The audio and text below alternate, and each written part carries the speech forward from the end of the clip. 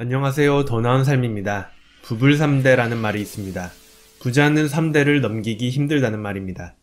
1대는 자수성가를 했기 때문에 망할 염려가 없고 2대는 부모가 재산을 모으는 과정을 지켜봤기 때문에 현상 유지는 해나갈 수 있지만 세상 물정 모르고 자란 3대는 관리를 못해 자산을 지키기 쉽지 않다는 내용입니다. 한편으로 빈불 3대라고 해서 가난 3대 안 간다는 말도 있지요. 이에 대한 통계적, 과학적인 데이터가 있을지는 모르겠습니다만 재산을 자식대에서 지켜내지 못할 수 있음을 경계하고 하루아침에 빈부가 달라질 수 있으니 겸손하고 초심을 잃지 말라는 메시지를 줍니다. 사람들은 부자들에 대한 시기와 질투를 가집니다. 특히나 노력 없이 물려받아 부자가 된 이들에게는 더욱 그렇죠. 아주 자연스러운 인간의 본성입니다. 우리는 시기와 질투가 결국 자기 자신의 행복도 방해하기 때문에 바람직하지 못하다는 것을 배웁니다. 한편으로는 시기와 질투의 감정이 심해지면 사회 질서를 무너뜨려 혼란스러운 세상을 만들기 때문에 시기와 질투의 감정은 옳지 않은 것이라고 배우기도 합니다. 부를 만들어내는 것도 힘든 일이지만 축적한 부를 관리하고 더 키워나가는 것은 더욱 힘든 일입니다. 경주 최부잣집은 무려 12대에 걸쳐 300년간 부를 이어왔습니다. 조선 후기 내내 최고의 부자로 이름이 자자했으며 서민들에게도 우호적인 부자였습니다. 경주 최부잣집은 경주 최씨 전체를 아우르는 말은 아니고 16세기 무관인 최진립부터 시작하여 12대 최준에 이르기까지의 집안을 말합니다. 최진립은 임진왜란과 정유재란 때 공을 세운 무관입니다. 말년에는 병자호란이 있었고 남한산성까지 가서 임금을 지키다 장렬히 전사합니다. 장군으로서 출세하였기 때문에 꽤 많은 부를 쌓을 수 있었습니다. 충절의 무신 집안이 어찌 조선시대 부자의 대명사가 될 수 있었을까요? 최진립의 아들 최동량은 장군 출신 아버지가 물려준 많은 재산으로 큰 땅을 구입합니다.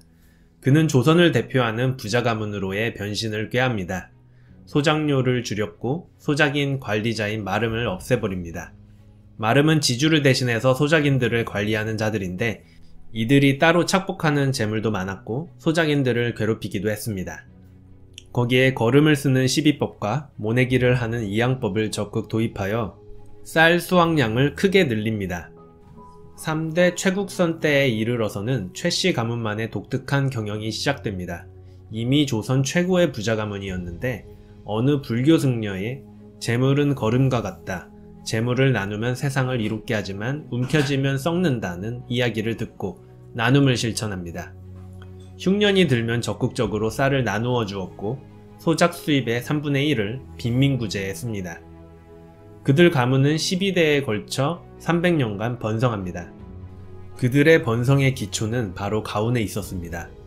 이름하여 최부잣집 육훈이라고 합니다. 원칙이 올바르게 섰을 때 모든 것은 자연스럽게 선순환됩니다. 최부잣집 육훈을 하나씩 살펴보면 다음과 같습니다. 과거를 보되 진사 이상을 하지 마라. 재산은 만석 이상 모으지 마라. 흉년에는 재산을 늘리지 마라. 과객을 후하게 대접하라.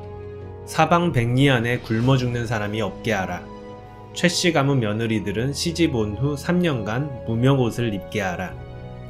정치 권력에 대한 욕심은 화를 불러 일으키니 권력에 휘둘리지 말 것을 이야기하며 무제한의 재산 증식 역시 경계합니다. 흉년에 땅값이 떨어질 때 땅을 매수하지 않도록 하여 남의 불행을 자신의 기회로 삼는 것을 경계합니다. 또 손님들을 후하게 대접하여 인적 네트워크의 향상, 좋은 이미지를 창출했습니다. 사방 백리 안에 굶어 죽는 사람이 없게 함으로써 사람들이 모여들게 만들고 안정적인 사회를 구축하고자 했습니다. 또 새로운 며느리들은 3년간 무명옷을 입게 함으로써 절약과 검소함을 몸에 배도록 해 혹여나 집안 분위기를 해칠 것을 경계했습니다. 마름도 두지 않고 소작료로 만석 이상을 걷어들이지 않으니 땅이 많아질수록 소작료가 줄어드는 효과가 나타납니다. 그래서 토지 매물이 나오면 제일 먼저 최부잣집에 가져가게 되고 최부잣집은 좋은 매물을 제일 먼저 손에 쥐게 됩니다. 점점 더 부자가 되고 최부잣댁 소작인들 역시 소작료를 덜 내니 서로 만족스러웠던 것입니다. 혼돈과 무질서의 세계가 지나면 회복과 성장의 시대가 됩니다. 혼돈의 시기에 기회를 잘 잡으면 성공할 수 있음을 많이 볼 수 있습니다. 최씨 부자 역시 임진왜란과 병자호란이라는 국난을 거치면서 자리잡아 조선 후기에 성공할 수 있었습니다.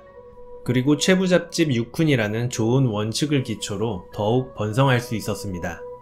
대한민국의 현재 부자들 역시 엄청난 격동의 현대사에서 기회를 잘 잡아 성공했습니다. 그리고 지금의 한국은 나름 자리를 잡고 안정적으로 흘러가고 있습니다. 더 오랜 기간 번성하고자 한다면 기술과 경쟁력도 중요하지만 최씨 가문의 노블리스 오블리제의 정신도 필수적일 것입니다. 이상 더 나은 삶이었습니다.